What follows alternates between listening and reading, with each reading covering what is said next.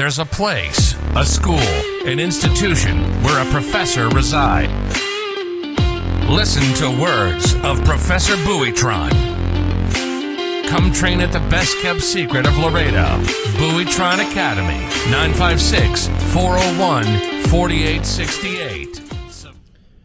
Hey, my friends, we're back with the Monday reality check and reviewing a couple of street altercations that are out there. And this is just telling everybody this is just for educational purposes. And why educational purposes? While you train in martial arts, you need to understand how the body reacts and how it comes at you in an aggressive manner. You have to realize how people posture, the common attacks, and so on and so forth. That's all it's for. This is not to make fun of anybody, and this is not to give anybody a sense of authority that you can do what you can. This is to study the common attacks that exist. With that note being said, we'll go ahead and start in a bit. But number one, I want to thank everybody for watching. And school's back here, and now we're getting in the roll of things, and people should be careful when they're driving out there because there's a bunch of little guys running around, and let's be careful with those guys because that's our future. With that being said, the first one that I'm going to cover here, it's two guys. You can tell that some words, because number one, I'm just getting the fight on the video, and when they send you the video, you can't really see what is going on because the fight's already going on, but here you see guys that are running in there. You see a couple of kicks, one guy throws a couple of low kicks, one guy's guards up here like if he's done something before, he's in some sort of stance, but the other guy is still swailing, and with one of those haymakers he decks him. He gives him a nice cross, and that to me is where you have to be careful. Remember, if you have your guards low, regardless if you have some form of formal fighting or some kind of art that teaches you, and there's plenty of arts out there that teach you with a low guard, well, somebody can throw a haymaker and go over that guard, and guess what? Now you're in a world of hurt. Now, the next one's very disgusting. Okay, it's in what appears to be, it's a fast food restaurant, and you have an individual that grabs the clerk by the shirt. That is a assault right then and there. Okay, and she defends herself, and she did a great job. Everybody else that was there, the person videotaping this should have gotten inside, intervened, because you could tell this is an older gentleman with a young girl that's working there. Regardless of how bad they're treating you, you can always call for a manager, you can always make a report, you can always walk out. I've done that before. We've had restaurants, been dealing with customer service for a very, very long time. And you have to understand that not all the time the customer's right, but you don't fight somebody. Okay, this is just aggressive, but the girl did great. Again, what do I tell you? Once you grab somebody with one or two hands, your face is open, and she nailed him a couple of times pretty good, and good for her. Good for her for defending herself. I mean, that right there is it's going to be an individual that we know that's going to be taking care of business in the future. The next one is probably one of the most famous ones out there. I never talked about it before. I've seen it many, many times. I've seen variations and memes take off on it. It's a guy that gets hit with a tea can of tea, Arizona tea. And everybody laughs about that. But when you really look down at what actually happened and you start seeing the body that taking place, all right, the guy was aggravated. You have to defend yourself. You have to get ready because something can come out spontaneously. You can tell the other guy was making lewd remarks, but he was also under the influence of alcohol or something else, who knows. Was calling him the N-word back and forth. That's degrading. But only because they call you the N-word or they call me the spick or what have you, whatever they want to call me. You have to know how to brush that off in such a way that it doesn't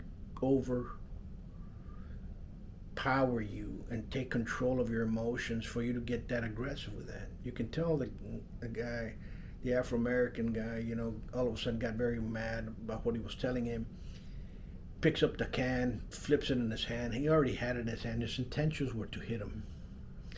And people, you have to realize everything that's going on. That right there is already an aggressive motion. So he's already telling you he's going to hit you. That type of holding of the arm, the way he held the can of tea, he's already telling you he's going to hit you. So you better, be careful with the next things that are coming at you, because it's going to come. It's going to hit you. And he drops it and slips out of his hand. The other guy kind of nudges it with a kick, picks him back and hits him with it across the face. To me, that's an assault. It's an aggravated assault. The guy goes down, tries to fight back. The other guy was overpowered. Yeah, of course, just got slammed in the head with a can of tea. The other guy overpowered him, punched him a couple of times in the face. He really didn't have any punch because you didn't see any cuts or anything.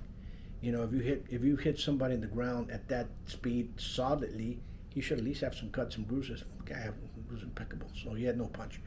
So what do you learn from that? Well, you learn a couple of things. One, you learn how not to be manipulated by words into causing something like that, in the sense that you make the first move, you strike first, and they can hold you in a court of law. If they didn't arrest him, then he's very lucky. Okay, but that's what it's all about. There's others that I'm looking for. Here's one.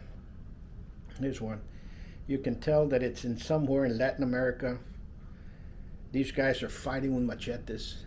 These guys are in the middle of the crowd, striking each other with machetes. I can't tell where they're at, but you can tell they're in Latin America, maybe Central America, maybe Venezuela, Ecuador, who knows?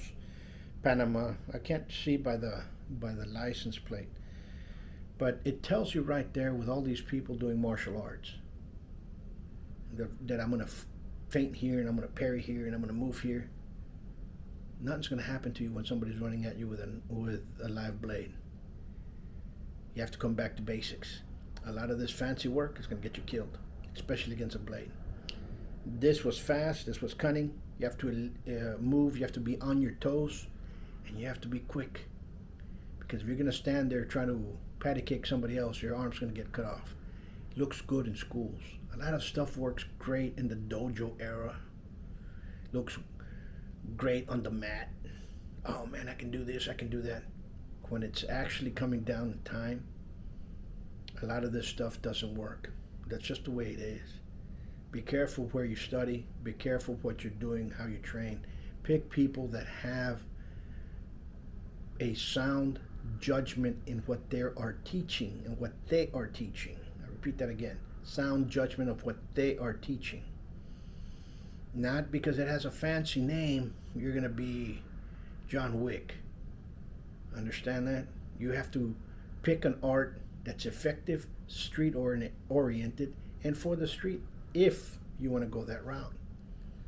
There's plenty of arts out there. There's plenty of different martial arts for you. There's tournament fighting, there's combative sport fighting, there's jiu-jitsu. Not everything's geared for the street, even though they say, they claim, and everybody's a grand poopah. Street fight is reality. It's life or death. You better have your basics down packed, and you better be with an art that is for the street. Understand? Just look at the way they move. Okay? There's no triangles on the floor on this one. Right? Now, I'm making fun of it because you need that type of training anyway. So you have to train with it and understand. When you go, look for a school that has made capable martial artists. I'll leave you with that. Till next time, keep sending them in. My email, Buitron Academy 2012 at gmail.com. I've been asked if I still have several books with the roots of the Lone Star. I still have them, of the Sacatripa. I have a couple of Savate, and I have the from Crew to Tribe. That's an excellent book if you want to understand how to market your school. and it's 30 years of school of hard knocks. Okay, nobody mentored me. I had to learn by myself. I had to look, listen, pay attention. Others came in and said, do it this way, do it that way. Yeah, I was taught how to hold an event. I was taught in Savate when I was in France by my professor Michel Gilbert how to throw an event, how to hold an event. All those organizational skills, I was taught that. But how to run a school, I was never taught. There were some people in there, try this. You know what, why don't you try this? And some stuff worked, sometimes didn't. And that's the way it goes. Folks, if you like this, click like, click share, comment, send me new videos. It's fun to watch. Again, I'm not condoning fighting, but I'm also not condoning cowardice. Be prepared. Yeah, until next time.